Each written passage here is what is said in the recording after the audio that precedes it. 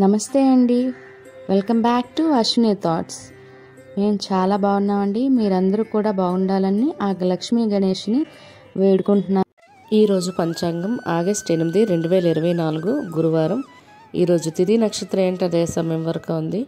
ఈరోజు శుభ అశుభ గడియలు ఏంటి, వీటితో పాటుగా ఈరోజు మంచిదేననే విషయం కూడా చూద్దామండి. స్కిప్ చేయకుండా వీడియో ఎండింగ్ వరకు చూడండి. శ్రీ క్రోధినామ సంవత్సరం దక్షిణాయనం, వర్ష ఋతువు శ్రావణ మాసం, శుక్లపక్షం, సూర్యోదయం ఉదయం 5:50 సూర్యాస్తమయం సాయంత్రం 6:36. మరి ఈరోజు తిథి ఏంటి, అదే సమయం వరకు ఉందో ఇప్పుడు చూద్దాము. ఈరోజు తిథి శ్రావణ శుక్ల చవితి. చవితి తిథి ఆగస్ట్ 7 బుధవారం రాత్రి 7:55 అండి.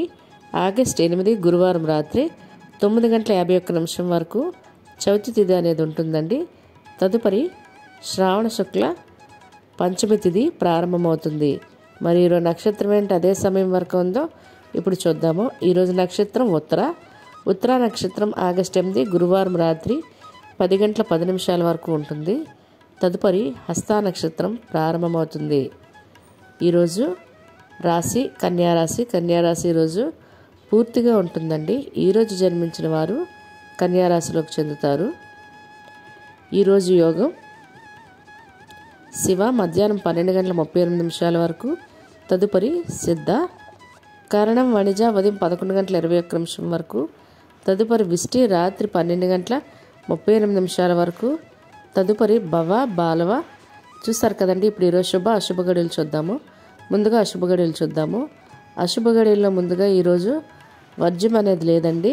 దుర్ముహూర్తం ఉదయం 9:58 అండి, ఉదయం 10:49 వరకు. తిరిగి మధ్యాహ్నం 3:05 అండి, మధ్యాహ్నం 3:57 వరకు దుర్ముహూర్తం అనేది ఉంటుంది. రాహుకాలం మధ్యాహ్నం 1:30 అండి, మధ్యాహ్నం 3 గంటల వరకు. యమగండం ఉదయం 6 గంటలండి, ఉదయం 7:30 వరకు యమగండం అనేది ఉంటుందండి. గుళిక కాలం ఉదయం 9:06 అండి, ఉదయం 10:46 వరకు. ఇవన్నీ ఈరోజు అశుభ సమయాలండి.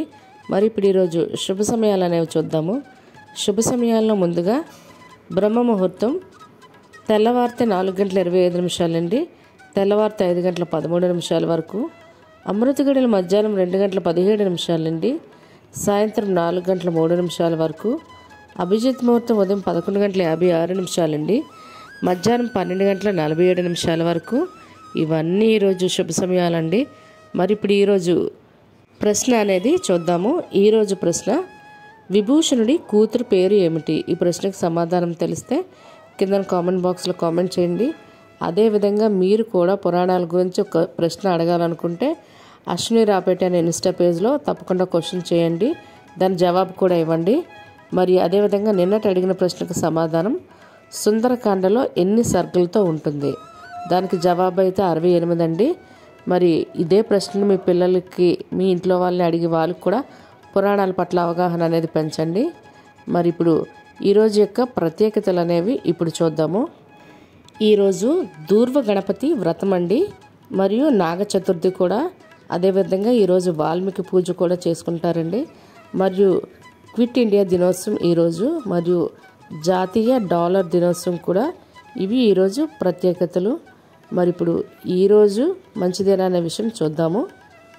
ఈరోజు బారసాలు చేయడానికి, మరియు అక్షరాభ్యాసం చేయడానికి, మరియు అన్నప్రాసన చేయడానికి, అదేవిధంగా ఈరోజు పెళ్లి కొడుకును కానీ పెళ్లి కూతురును కానీ తయారు చేయడానికి, లేదా పెళ్లికి సంబంధించిన వస్త్రాలు కానీ, వాహనాలు కానీ, బంగారం కానీ కొనుగోలు చేయడానికి, మరియు గోధుమ రాయి వేయడానికి ఈరోజు చాలా మంచిదండి. అదే కాకుండా ఉద్యోగాలకైనా ఎగ్జామ్స్కైనా అప్లై చేసుకోవడానికి, లేదా నూతన ఉద్యోగాల్లో జాయిన్ అవ్వడానికి, అదేవిధంగా ఇళ్ల స్థలాలకు కానీ లేదా ఇల్లులకు కానీ రిజిస్ట్రేషన్లు చేసుకోవాలన్నా, లేదా అడ్వాన్స్లు వాటికి సంబంధించి ఇవ్వాలన్నా కూడా ఈరోజు చాలా మంచిదండి. మరియు బోర్లు తీసుకోవడానికి కూడా ఈరోజు చాలా మంచిది. అదేవిధంగా మొదటి శుక్రవారం వ్రతం చేసుకోవాలనుకునేవారు శ్రావణ మాసంలో వాళ్ళకి పూజా సమయాలు వీడియో చేసి పెట్టానండి. ఎవరికైనా అవసరం అనుకుంటే తప్పకుండా చూడండి. మరియు మంగళగౌరి పూజా విధానం అంటే ఆచారం లేని వారు ఏ విధంగా చేసుకోవాలి, మరియు మంగళగౌరి వ్రత కథ, మరియు శ్రావణ శుక్రవారం వ్రత కథ, ఇలాంటివి కూడా ఆల్రెడీ వీడియోలు చేశానండి. ఎవరికైనా అవసరం అనుకుంటే నా ఛానల్లోకి వెళ్ళి చూడండి. చూసారు కదండి ఈరోజు పంచాంగం. మీకు ఈ వీడియో నచ్చినట్లయితే మీ ఫ్రెండ్స్ అని మీ ఫ్యామిలీ మెంబర్స్ కానీ ఈ వీడియో అవసరం అనుకుంటే వాళ్ళకి ఈ వీడియో ఫార్వర్డ్ చేయండి. మరిన్ని ఇంట్రెస్టింగ్ వీడియోల కోసం అశ్విని థాట్స్ ఛానల్ని సబ్స్క్రైబ్ చేసుకోండి. బెల్ బటన్ టచ్ చేసినట్లయితే ప్రతి నా వీడియో మీకు నోటిఫికేషన్ కింద వస్తుంది. ధన్యవాదములు.